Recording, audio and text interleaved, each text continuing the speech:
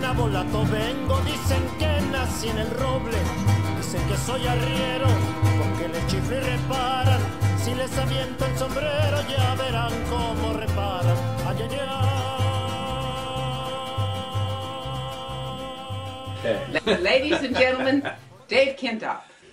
Thanks, Rebecca. Thanks again. And as Rebecca mentioned, I wrote a book called Mañana Doesn't Mean Tomorrow, set it in Mexico, mostly in Mazatlán. I also write a column for the Mazatlán Messenger, which is an online English-speaking publication, which is a local and a regional and national and actually an international publication. It's a great English-speaking publication centered around Mazatlán.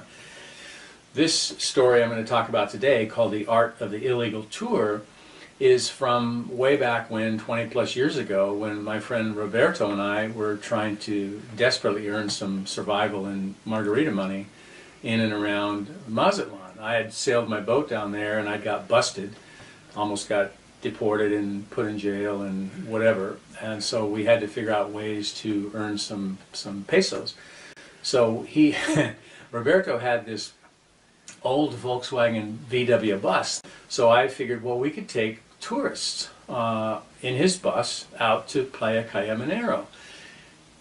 So I found a couple of ladies that knew me that didn't get a chance to go sailing the year before. I would come in and sit down, plop myself in a chair, and order a Pacifico from the waiter who knew my name. And of course I was as brown as the Pacifico bottle because I was out in the sun all the time. And I would just plop myself in the middle of crowds in happy hours and watch for people who looked like they were really having a good time, and for people that wanted to have a little fun out of the normal vacation box. It was perfect. So I got these 6 people total lined up for this particular instance, that I'm writing about. And we did a couple of other ones, but this one happened to be just a crazy, wild adventure. To get these people, I had a couple probably in their 30s, I had a couple in maybe their 50s, and then I had these 2 ladies that I knew. One of the ladies that was traveling with her friend, we became close friends, and so we had spent some time together. So when I told her about going out to Playa Cayamanero, she said, oh, of course, I want to go, and my friend wants to go, because they were up for whatever adventure came along. We all load up in this van, and this van is there somewhere along the line. When Roberto bought it, the middle seat had long been taken away, and I wanted something really funky and really interesting for these tourists, and it turned out to be so funky. It was bad. It was embarrassing. So the first stop is a little town about 20 minutes, 25 minutes out of Mazatlán, on a main road called Villa Union. And the idea was we'd pull into the parking lot in this old, funky, crusty, dusty, fallen down town, and we'd load up with beer and refrescos, put them in the ice chest, and then we'd leave there and go down the country road on our way to Playa Cayamanero, and also the little village called Las Posas. We all jump in the van, and Roberto hits the ignition key, and the thing kind of grinds and won't start. It's like, and it won't start. So I say, what's going on? And he says, oh, I forgot to tell you, it doesn't start once in a while every time. I think that the starter is acting up. If you'd have told me that before, maybe I could have figured something out, before now. And he goes, oh, I'm sorry, And so the only thing I can do is to look at everybody and say, well, folks, I said, we're going to push this car to start it, to continue our tour. People are going, yeah, what the hell, let's just push the car. So a few people get out, Mr. and Mrs. Banana Republic, they get out and stand off to the side, and everybody else pretty much, is okay with it. So we get out onto the road, the pavement, we all push the car, Roberto pops the clutch, it starts up, and I usher everybody back in, and we go through this little town, and we turn right onto the funky country road, and now we're off on the next part of this tour. And of course now everybody's looking at me like, oh my God, what's going to happen next? So then we go to the shrimp farm. So we drive about 10 minutes to the shrimp farm. The car starts, luckily we're all I'm crossing my fingers and praying. The car starts right up. Every time we turn the car off, of course, we're praying it's going to start again. We don't know what's going to happen.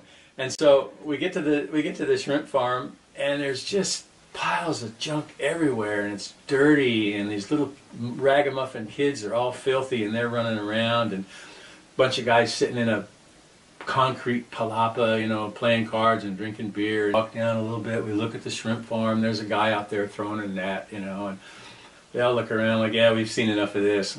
That's fine, I don't, you know, okay folks, next stop. So we drive another 20 minutes or 15 minutes, we drive to the edge of the road, we pull off on this gravel as far as down this amazing, fabulous beach, and there's not one person on the beach, and there's nothing there for miles. Just absolutely spectacular. We get back to the car, it starts again. We're on, you know, I'm convinced it's going to start every time. We're fine with that, right? And so we all load up and we drive back to Roberto's aunt's house. We're there, we've had some beers, you know, everybody's feeling a little bit better. We've had this great walk on the beach.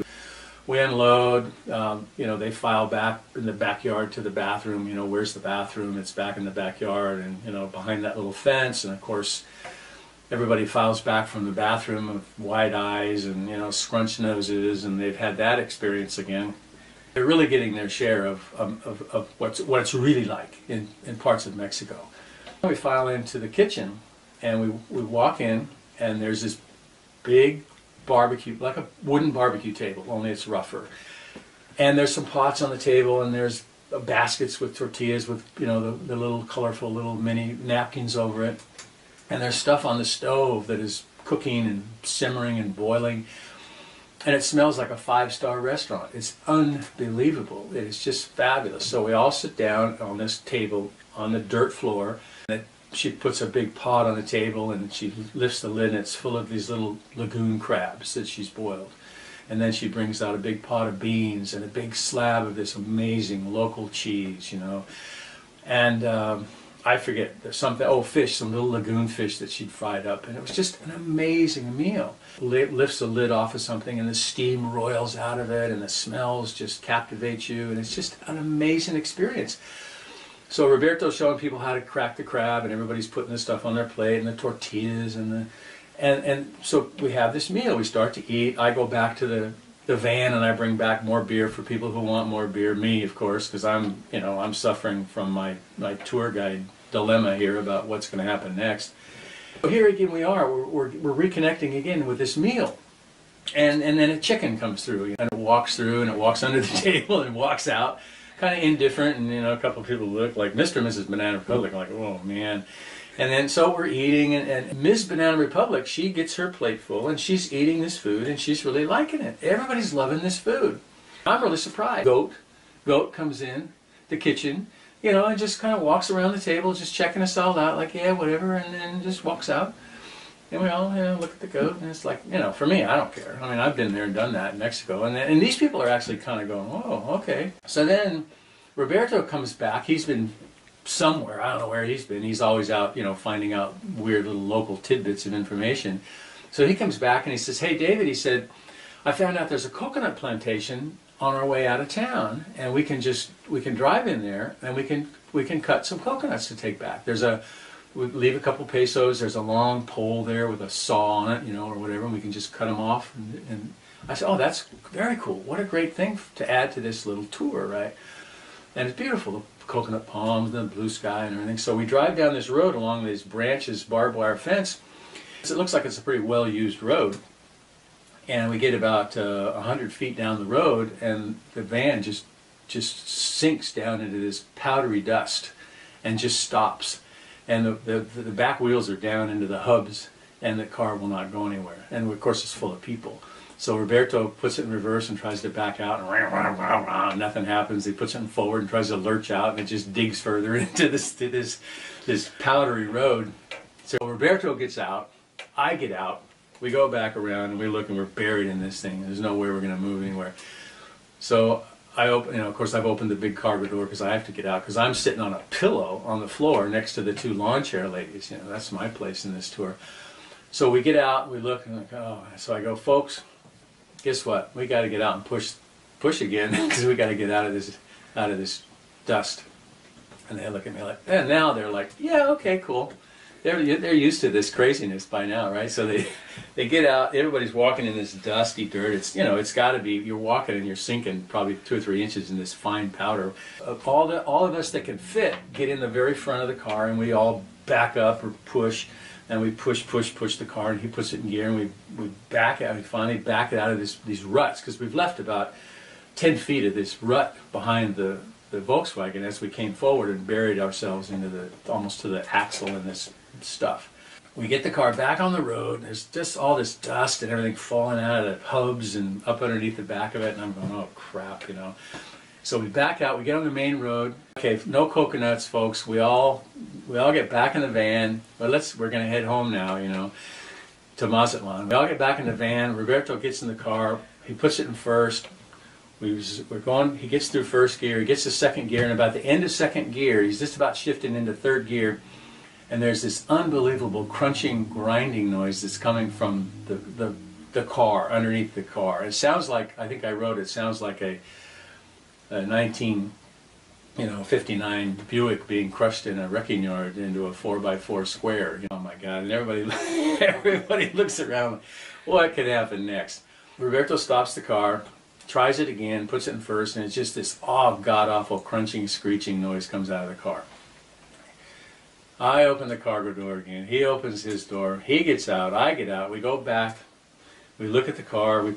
He puts his hand on one of the hubs. I put my hand on the hub, and I tell him, you know what? I think the wheel bearing's gone. And he says, yeah, I think the wheel bearing's gone too. And I said, this car's not going to go. This car's not going to go another 500 feet. And he goes, yeah, I agree with you. So I'm thinking, oh crap, now what am I going to do? I appear in the cargo door and I say, folks, this bus ain't going anywhere. I said, so let's load up and let's walk back to Roberto's aunt's house, and we'll see if we can figure out what to do. Maybe we can find a phone in this village, and maybe we can find a taxi cab or somebody to come and get us from Mazatlán. And now it's kind of getting late in the day. Now we're walking back to the aunt's house, and it's like a funeral dirge now. Everybody's really getting depressed because they don't know they don't even know where they are. They have no clue where they are. They just know they're out in the boonies near an hour from Mazatlán. So we walk back to Roberto's aunt's house, and I tell him, I fall in step with Roberto. I said, well, we need to get a plan here. Can we find a phone or something? And he says, okay, we'll see what we can do. So we get back to Roberto's aunt's house. Everybody sits down in the yard on rocks and in a hammock and whatever, and they're all thinking, oh crap, I'm going to be here all night. Roberto comes back in about 5 minutes, and he tells me, he gets me to the side, and he says, hey, he said, there's a guy driving to Mazatlán in his truck, and he's going there now, and he'll be here in 5 minutes, and he'll give everybody a ride. And I'm going, oh my God, this is great. How could we be so lucky? And I'd already promised God, of course, that if He'll save me, I won't commit any more sins, right? Farm truck drives up in front, a steak truck with steaks in the back, a big flat bed. It's got hay in it. It's got chickens and crates in it, and that's our ride back to Mazatlán. And everybody looks at me, and I say, hey, folks, this is our ride back to Mazatlán. This is it. So these people load up. I help them get up. I think 2 people get to ride in the front with this guy. Raul, and 2 people get to ride in the front, and everybody else has to get in the back. We all get in the back, we're sitting next to the chickens, we're on the hay. This guy starts going back to Mazatlán. He's lumbering along in this truck, and of course all this stuff in the back of the truck is swirling all around us, the hay, the farm detritus, and all this stuff. And it's noisy and it's windy, and people are just absolutely, now they're stunned. They're just absolutely stunned, because here they are going back to Mazatlán in this farm truck. And of course, this guy that's driving this truck, he doesn't care about chuck holes or windy roads or any of that stuff. And his suspension is, beat to hell from being, in Mazatlán forever. So he's just clanking and clanking and clanking down these roads. And we're rocking and we're rolling, we're being thrown everywhere, back and forth, back and forth. And it's just amazing. It's like going down a set of concrete steps. It's like being in a paint mixer. All these things combined riding in this truck. So we get back. We finally get back. We finally get back to Mazatlán, and we get to the hotel zone, and he unloads everybody. And Mr. and Mrs. Banana Republic say, "Thank you. That was one of the best experiences we've ever had." Everybody leaves, and everybody's happy. And amazing ride. There's more in the story that I really can't tell you about here. You have to read about it. I want to keep the rating to a PG.